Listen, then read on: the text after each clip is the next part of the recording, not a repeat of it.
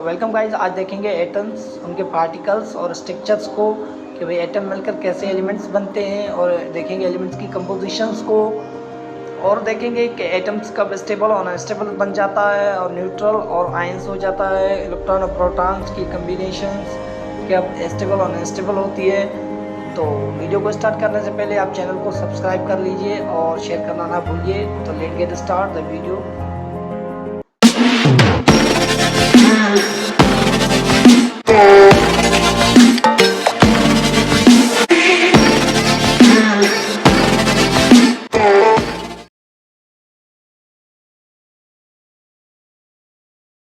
तो अब देखेंगे एटम की बायोग्राफी, समझ ले उसकी बैकग्राउंड या उसकी हिस्ट्री देख लेते हैं कि एटम का सबसे पहला कंसेप्ट किसने दिया। फिर बात आती है सबसे पहले डेमोक्रिटस की, जो एटम की बुनियाद या नींव रख देती है कि एटम एक इनविजिबल पार्टिकल्स होता है, ना दिखाई देने वाला एक छोटा सा जर्रा होता है।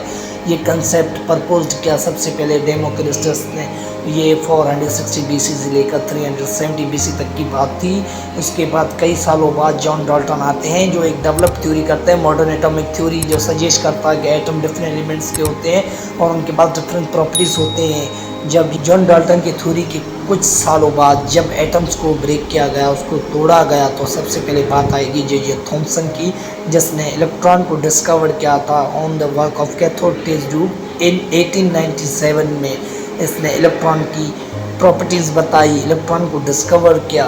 उसके बाद जब अर्नेस्ट रदरफोर्ड आते हैं, जब न्यूक्लियस को डिस्कवर करते हैं गोल्डफाइल्ड अल्फा पार्टिकल्स बम्बार्ड के थ्रू इन 1909 में, जब इसने उसकी प्रॉपर्टीज़ को बताया, उसके न्यूक्लियस के चार्ज के बारे में बताया कि न्यूक्लियस के अंदर और कुछ चीज़ें होती हैं। जब इसके बाद बात आती है प्रोटॉन्स की, प्रोटॉन को अर्नेस्ट रदरफोर्ड ने डिस्कवर्ड किया। प्रोटॉन को उनको रियलाइज़ हुआ कि हाइड्रोजन न्यूक्लियाई और प्रोटॉन्स होते हैं, तो उसको प्रोटॉन्स का नाम दिया गया। इनके कुछ सालों बाद, यानी 30 सालों के बाद 1932 में डिस्कवर होता है हमारा न्यूट्रॉन। जेम्स चैडविक ने ये हमें बताया कि न्यूट्रॉन्स भी कुछ होते हैं न्यूक्लियस के अंदर, जो उनके पास कुछ मास होते हैं। तो ये कंसेप्ट हमारे जेम्स चैडविक के थ्रू आता है 1932 में। तो चलो देखते हैं एटम्स की प्रॉपर्टीज़ को कि पार्टिकल्स की क्या क्या प्रॉपर्टीज़ होती हैं, इलेक्ट्रॉन प्रोटॉन न्यूट्रॉन्स की।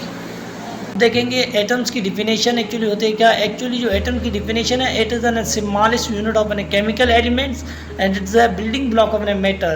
कहने का मकसद ये है कि एटम्स एक स्मॉलेस्ट यूनिट होता है किसी भी केमिकल एलिमेंट्स का, और ये जो बिल्डिंग ब्लॉक होता है किसी भी मैटर्स का। न्यूक्लियस एक सेंट्रल पार्ट होता है किसी भी एटम्स का, जो कंटेन करता है पार्टिकल्स, प्रोटॉन और न्यूट्रॉन्स।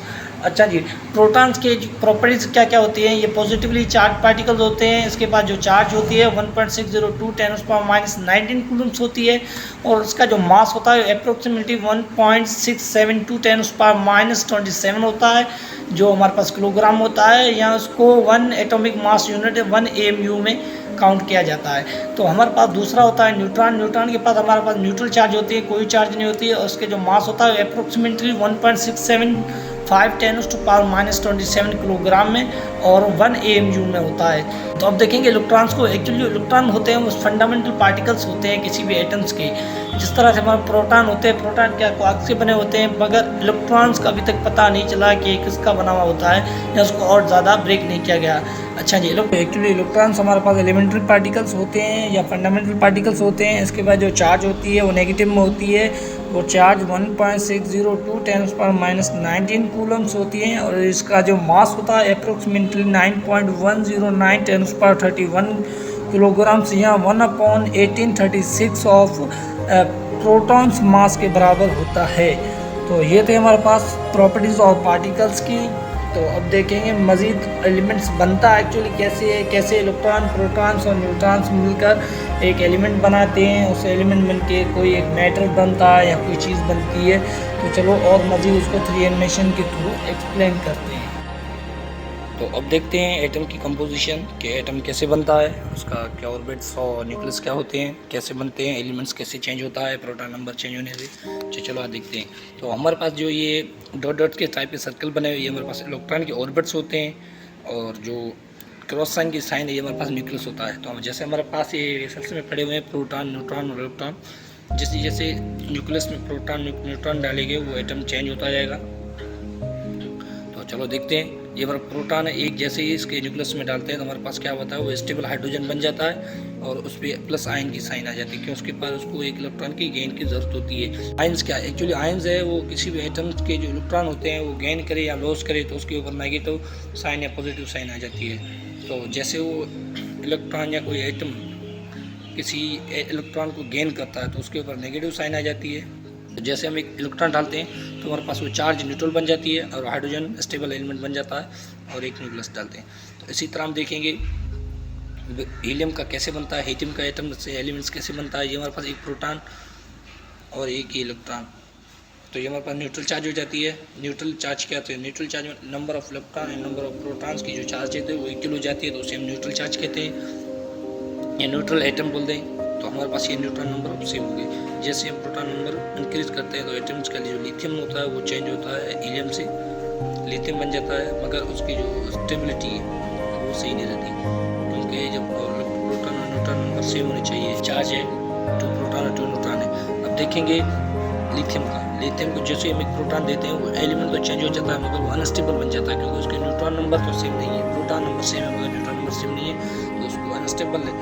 तो उसको स्टेबल बनाने के लिए हम क्या करेंगे, इसको एक न्यूट्रॉन देंगे और जैसे पॉजिटिव आयन है तो उसको हम न्यूट्रल बनाने के लिए हम क्या करेंगे, इसको एक चार्ज देंगे तो हमारे पास क्या बन जाए, लिथियम न्यूट्रल एटम बन जाता है। तो ये हमारे पास स्ट्रक्चर ऑफ लिथियम। तब देखेंगे नेक्स्ट कौन सा आइटम हमारे पास बनता है। जैसे हम एक प्रोटॉन इसको देते हैं, ये फिर से अनस्टेबल बन जाता है। बेरिलियम का जो है न्यूक्लियस होता है अनस्टेबल हो जाता है, क्योंकि इसके प्रोटॉन नंबर तो हैं 4 और न्यूट्रॉन नंबर उसके सेम नहीं है। तो उसको एक क्या करेंगे, हम एक इलेक्ट्रॉन देते हैं तो हमारे पास क्या होता है, न्यूट्रल एटम को बन जाता है, मगर अनस्टेबल होता है।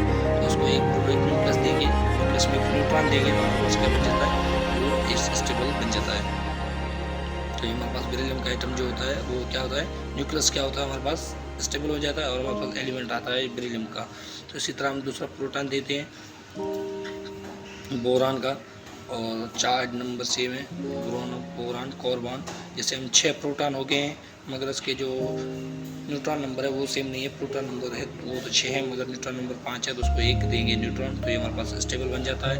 मगर आयंस पॉजिटिव में तो उसको 1 इलेक्ट्रॉन देंगे, 2 इलेक्ट्रॉन, तो हमारे पास क्या बना, न्यूट्रल एटम बन जाता है। जैसे 1 इलेक्ट्रॉन ज़्यादा करते हैं तो हमारे पास क्या आयंस जो नेगेटिव साइन आ जाती है कि उसने 1 इलेक्ट्रॉन गेन किया है, कि उसको 6 इलेक्ट्रॉन की ज़रूरत थी, उसने 1 इलेक्ट्रॉन ज़्यादा गेन कर लिया, तो हमारे पास वो क्या आयंस बन जाता है। तो इसी तरह ये हमारे पास ऑर्बिट्स की फॉर्म थी और इसकी क्लाउड की फॉर्म ये इस तरह से होती है। तो ये हमारे पास था एटम का कंपोजिशन या उसका स्ट्रक्चर समझ लें या उसकी कैसे कंपोज किया जाता है। तो उम्मीद करता हूँ आपको वीडियो अच्छा लगा होगा। Thank you guys.